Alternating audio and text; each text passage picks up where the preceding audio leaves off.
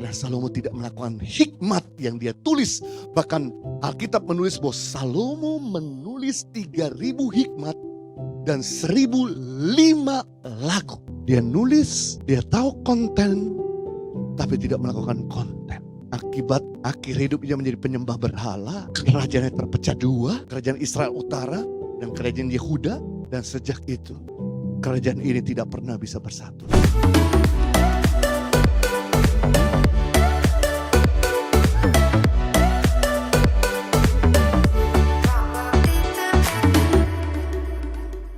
Makanya Tuhan Yesus ngomong di dalam Matius pasal 7 ayat 24-27. Ada dua macam dasar. Ada dua golongan murid Kristus. Golongan murid Kristus yang pertama adalah golongan murid Kristus yang bodoh. Siapa dia? Yang tahu firman tapi tidak melakukannya. Yang kedua adalah golongan murid Kristus yang bijaksana. Siapa dia? Yang tahu firman dan melakukannya. Ketika dua bangunan ini jadi, kelihatan sama-sama marvelous, sama-sama elegan, sama-sama kelihatan powerful.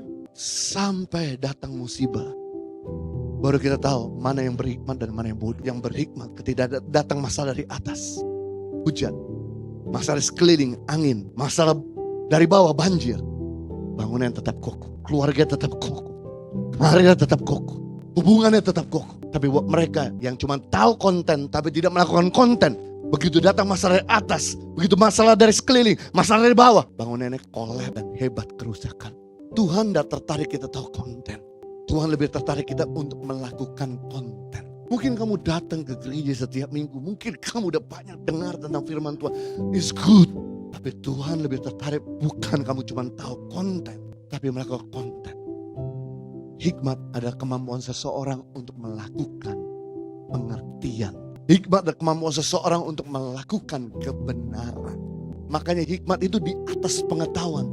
Pengetahuan itu di bawah. Hikmat itu di atas. Pengetahuan itu cuma tahu, cuma mengerti. Tapi hikmat itu kemampuan kamu melakukan apa yang kamu ngerti. Hikmat adalah kemampuan untuk kamu melakukan apa yang kamu tahu.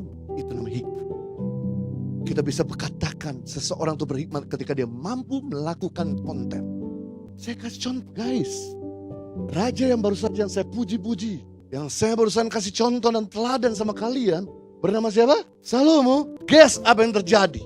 Dia penuh dengan hikmat, dia penuh dengan kekayaan, dia penuh dengan harta benda, dia penuh dengan power. Tuhan sudah kasih tahu sama Salomo. Ulangan 17 ayat 16-17. Seorang raja diperingatin. Yang pertama, tidak boleh banyak kuda, tidak boleh punya banyak kuda, supaya jangan arogan.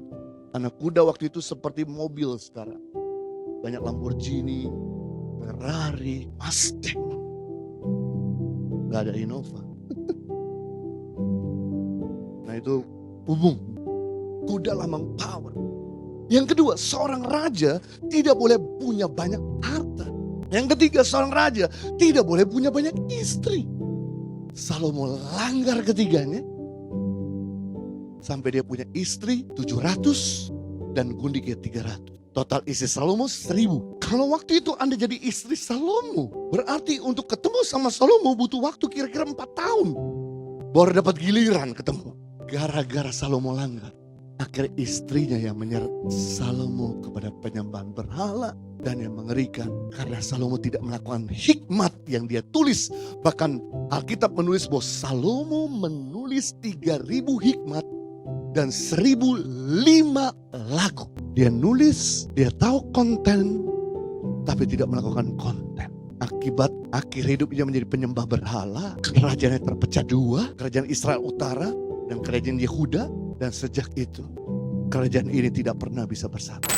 Impact Community Indonesia mengadakan 4 kali ibadah onsite setiap hari Minggu pukul 9 waktu Indonesia Barat, pukul 11 waktu Indonesia Barat, pukul 13 waktu Indonesia Barat, dan pukul 15 waktu Indonesia Barat di MOI, Mall of Indonesia Kelapa Gading lantai P3.